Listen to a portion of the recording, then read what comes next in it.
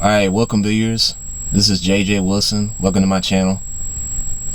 If you watch the main series, the anime series Gangsta, this is going to be a continuation of the side manga. There's another manga off the main manga and anime Gangsta. It's Gangsta Cursed. And this chapter here is chapter 4 off the volume 1 Gangsta Cursed, the life of Marco Adriano. And as you know, he works under Loretta Cristiano at the Club Bastard along with Galahad, and he is a superhuman normal. He's not a Twilight, but in this series here, Gangsta Curse, he is a destroyer. He used to be a hunter of Twilights, and he was involved with a team. So this is a continuation of that story, and this chapter right here is so damn good, guys. Like, it is intense as hell. I mean, I hate that it ends on a climatic note, but I definitely want this volume to keep going. I don't believe this is the end of the volume, because it's getting really good now. So let's go ahead and hop into it. Start off with a story, and this story is very interesting. So it starts off about a guy. He's traveling around the world, and he stops at this particular village. And he notices that the villagers are very scared. You know, they're acting very tense. And he asks why. So the villagers are saying, hey, there's a bunch of bad monsters, and they're stealing things from us, and they're scaring the people here. So the man decides he's going to go in the woods. He's going to go look for these guys. And while he goes in the woods, he eventually finds these monsters, and they're eating up all their food, all the villagers' food. They're drinking their booze. They got a fire going on. They got a party, basically. And so the man asks, hey, you need to stop scaring the people here. Stop stealing all their food and beverages and things like that. The monsters, they just look at him like, go away. Get out of here, human. And then they start attacking him. But not being afraid, the man starts fighting them back. And so while we're viewing the story, we see a younger spies, a younger Marco here. He's reading the book, and he's narrating the tale for us to see. And being inspired by this book, he sees himself as the man. And then he makes a little vow saying, yes, we need to be the ones to kill the Twilights. You know, he's going to stop those guys at all costs. So he looks at the monsters as being, in real life, the Twilights, since he's a normal, he's a superhuman normal, meaning that he can also take those same drugs the Twilights take. However, he doesn't have the weaknesses from taking those drugs. You know, he's non-affected. And so we go back to the present. We go back to Ergastelum, and we see I guess a radio dispatch voice explaining the situation that's going on over there. And then we cut to the fights, where we have the Parkley Guild. Some of their reinforcements, they called for reinforcements. They're fighting Maverick. The leader of the destroyer is Maverick. They're fighting her on the roofs. And on the flip side, we got Daniel Monroe's men, some of his subordinates. They're fighting Stryker and Beretta.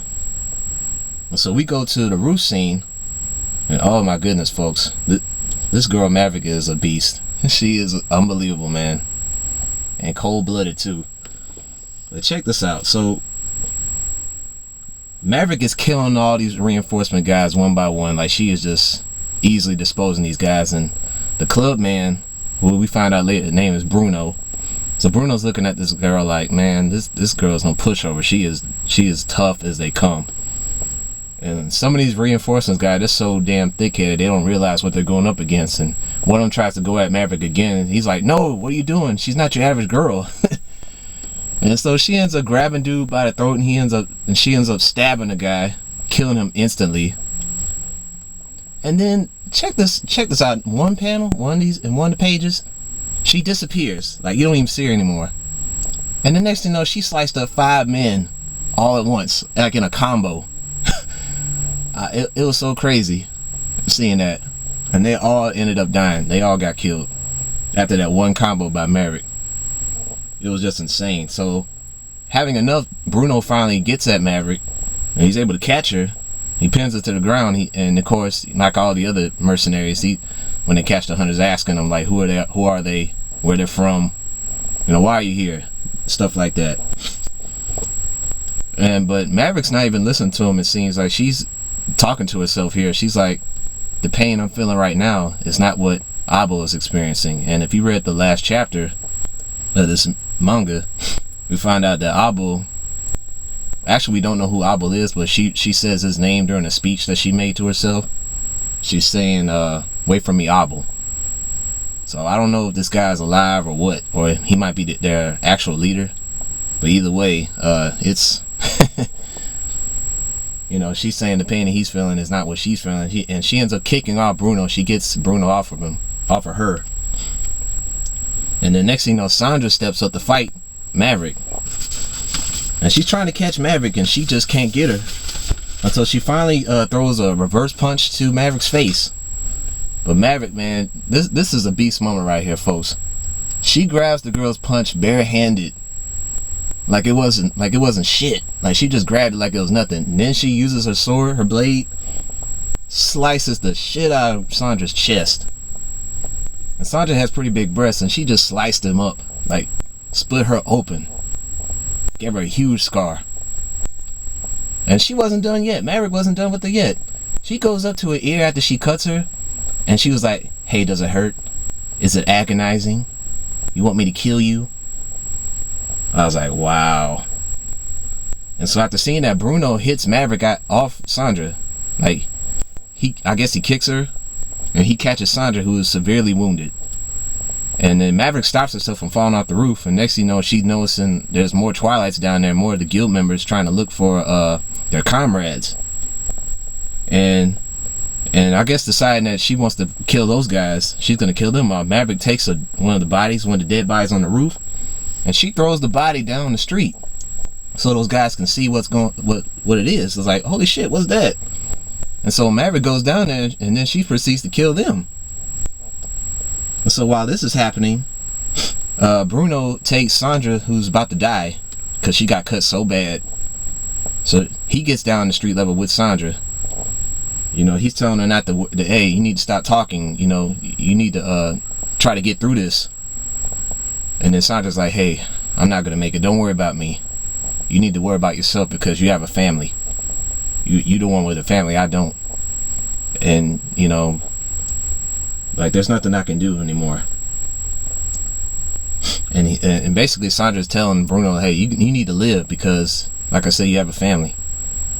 And she ends up dying. So Sandra doesn't live. She doesn't make it. She gets killed by Maverick. And so Bruno, he ends up covering his jacket over her body. And he's like, man, I'm sick of all this. I'm sick of this shit. He's tired of seeing all the carnage and the chaos that's going on working as a mercenary. So he's seeing all of his comrades die. He lost a drinking partner. So that was a pretty somber moment there. So we go to where Spies is. And he notices that, I think he ends up running back to where Strike and Beretta were. But they're not there anymore. And he's noticing that a lot of those dead bodies, they're not Twilights. They were actually normals. And this really confuses Spies here. It's like, why are these people normals? Like, they're not Twilights. I can't smell anything. And the next thing you know, he has a man. All of a sudden, there's a man that appears on the side of him. It looks like he's imagining it. And this man is telling him, hey, wonderful job, Spies. You're doing great. Kill all the enemies. The next thing you know, we see a male Twilight. We see a male Twilight and a normal female. And they're under Daniel Monroe's leadership. He's part of their family. So they end up attacking Spies. And they almost get Spies, but next thing you know, in order to protect themselves, Spies end up killing both the man and the woman, the Twilight and the female normal. He ends up killing them off. And he's looking at their dead bodies. He's like, what the hell? Why is a normal helping a Twilight? It has to be a trick. She must be controlled somehow by the Twilight. That has to be it. But then it's like, no. If Twilights are really not that as bad as I think they are, then what have I been killing all this time? What have I done? So Spies is really, he's at a loss for words here, guys. So later on, he's walking into an alleyway. Spies, he goes into an alley. He spots two Twilight children. And of course they're being scared because they just saw their parents die. I'm guessing by Stryker or Beretta. They ended up dying from the hunters, and they see he's a hunter too, so they get scared. They're about to die, and then the boy, he goes there, he's protecting his little sister. He's grabbing a piece of glass as a weapon. He's covering his eyes, so he's trying to do his best to defend his sister, but he's so scared that he ends up closing his eyes. Then he opens them back up, and he knows the spies is gone. He disappears. Now we cut to where Stryker and Beretta are. They're fighting some more subordinates of Daniel Monroe. They end up killing them off. Now they're taking a break. And then, you know, what does the Beretta say here? Yeah, so Beretta was talking to Stryker, but then Stryker was like, well, we can't really leave out of here until we see that guy's face. Now, who is that guy? I'm guessing that really is Daniel Monroe that he's talking about. It seems like he met Monroe before. Like they have seems like they have a checkered past here. So it's kind of interesting to see if Stryker ever does meet Monroe in the main manga. We'll have to see what that relationship's like. So all of a sudden there's a fat Twilight. He comes out of nowhere. It's like he hopped off the roof, I guess. He almost kills Beretta. He like to sat over the top of Beretta, but somehow she's able to get out of that. She got out of the way, and she was able to cut the dude's belly, like some of the flesh off the guy's belly. And then all of a sudden Stryker, he ends up dodging another attack, this by another Twilight who's wearing a suit similar to Daniel Monroe's subordinates, a black suit. And he has a tag, and his tag is rank Class A, rank 1. So he's a high Twilight. So from there,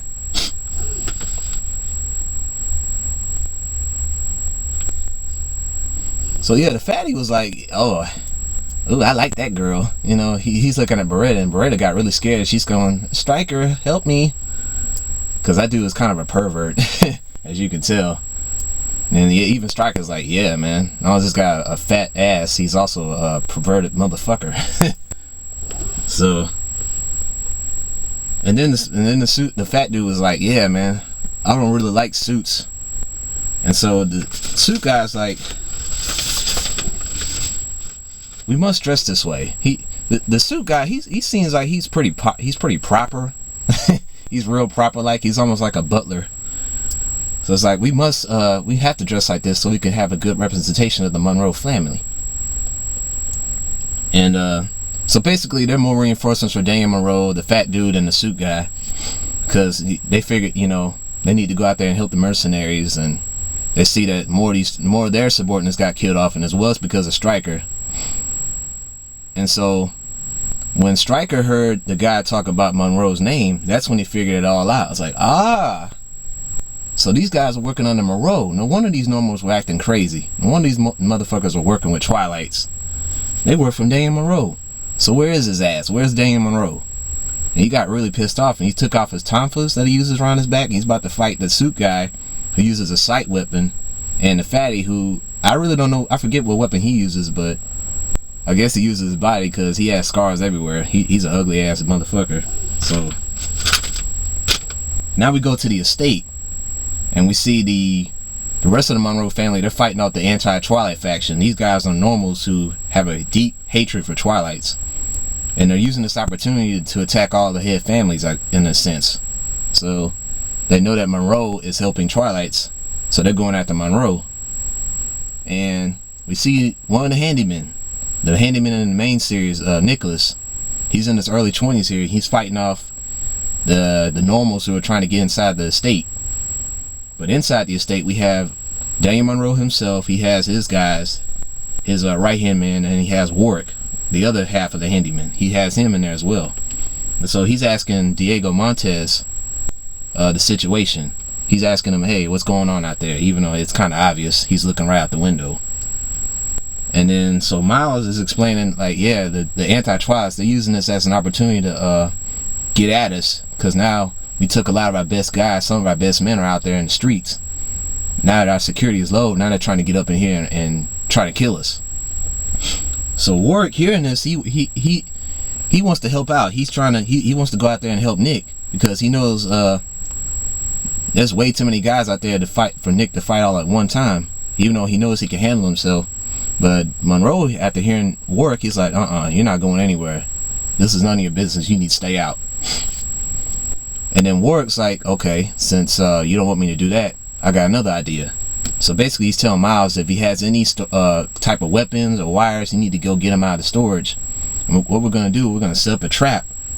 So once Nick is overwhelmed by the normals, when they try to get in the building, we can set up some elaborate traps so they can get killed in there. And that way they won't go inside, they won't go upstairs. And so Miles and Diego's like, okay, we're with you, Warwick, we're going to do that. And then Warwick is imagining in his head, and he's looking back at Monroe for a second. He's like, oh, it's none of my business. I'll show you. We'll see about that. Because we know deep down, Warwick, he's indebted to Daniel Monroe for, taking him in under his wing. Since they didn't really have anywhere else to go after they left Warwick's estate when Nick killed off his family. So he's like, well, you may say it's none of my business, but I want to help you no matter any way I can. I want to help you by any means necessary, because you are important to us. So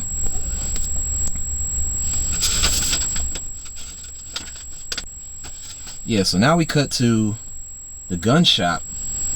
We go back to the gun shop where little Connie is, Constance Revolt. In this manga, she's a little girl. She looks like she's about maybe 11 or 12. So we go back to the gun shop, and actually outside we have her parents. They just saved a family. His name is Pedro, and he has a little daughter. Turns out Pedro and his daughter are Twilights. And so back in the gun shop, Connie's upstairs. She's crying. She's scared, obviously, because she's alone. So she hears some noise outside, and wanting to find out, she goes out there. She pulls up the garage door, and she noticing her mom having a machine gun. She's shooting at something, and it turns out it's Maverick out there. Earlier, Maverick killed off those reinforcements that came over there to look for their guys, their partners. She kills those guys. Now she's approaching the gun shop, and she just killed her father. She sliced his neck in half. She is wide open, like he's decapitated. And so yeah, so Connie's mother, after seeing this, like, she's scared for her life. Obviously she's trying to shoot at Maverick, and then all of a sudden she disappears. Maverick has disappeared. You see that in one of the pages there. She disappears from Connie's father. And then she turns around to Connie, and she notices Connie's outside. It's like, what are you doing? You need to go back inside now. And then Connie's like, no, I don't want to leave you, Mom. But it's already too late. Maverick reappears again, and she's about to slice and dice her mom. And she does that, but not before Connie is pushed back inside and the door is closed again. And then everything goes black for a moment there. And afterwards, we go back to the story. And so the story continues on.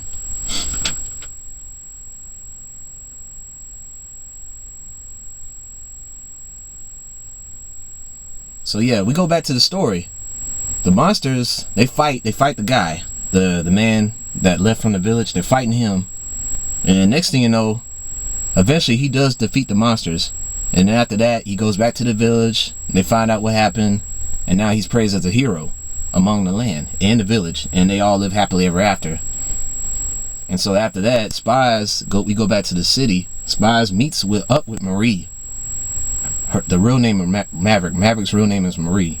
He goes up there, he calls her name, and Maverick turns around. She sees him. And she's happy to see Spies. She's like, "Oh, Spies, how are you? I'm glad you caught up so quick." And so from there, he noticing that she killed off some more Twilights and normals, and right there is Connie. Little Connie sitting there, and she's crying her eyes out. And Spies is looking at her. So for the first time, Spies sees his future girlfriend, Connie. And the chapter ends there. And that was it. And right now, that's the last chapter translated in English. I'm not sure when the next chapter is going to come out. It sucks because I didn't want it to end there, because this is probably the moment where Spies is about to talk to Maverick and expresses his doubts and feelings towards killing off Twilights. He's very confused at this point in time. You know, and now he's going up to the very person that I guess influenced him to do this. So at least one of the people anyway. So it's gonna be very interesting to see the continuation of this volume going into chapter 5, or this might go into volume 2. So obviously this series is not over yet. It's far from over, because Spies, or Marco, he has yet to receive that scar around his face, and I'm assuming he got that from Maverick. So they have to have fought at some point, right? And this might be the point here. And unfortunately now we gotta wait to see what else happens. So until then, stay posted. You know, don't forget about the series, guys, because it's definitely great. It's fantastic. So don't forget about it, and just stay in tune with my channel. Subscribe if you can, so that way you'll know exactly when the next chapter comes out, and I'll be sure to review it then. Until then, I'm probably gonna be reviewing some other stuff. It might be some random stuff, but until then, I hope you guys have a good one. I'll check you guys later.